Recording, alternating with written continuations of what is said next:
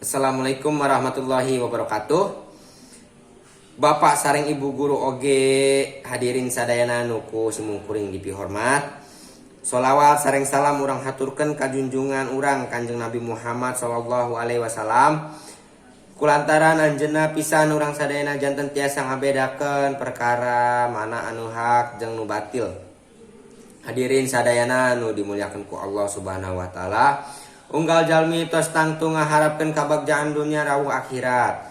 Kabagjaan eta tetiasa dilakonan ku cara sakadaek hura-hura sareng sadaya hal nu ngalanggar syariat agama Islam. Tapi kedah dilakonan ku cara ibadah nu tos ditangtoskeun ku Allah Subhanahu wa taala. Seperti nu ditulis dina Al-Qur'an sareng hadis.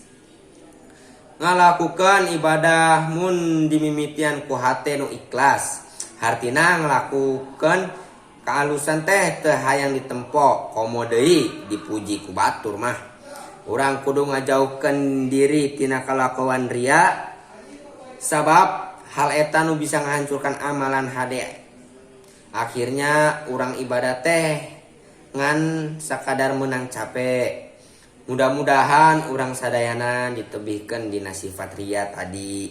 Amin ya Allah ya rabbal alamin. Mung sakitu pihatur ti simungkuring mugi-mugi sing aya mangpaatna kanggo urang sadayana. Hapunten pami masih seueur kaneh pisan kaki rangganana. Akhirul kalam wabillahi taufik wal hidayah. Wassalamualaikum warahmatullahi wabarakatuh.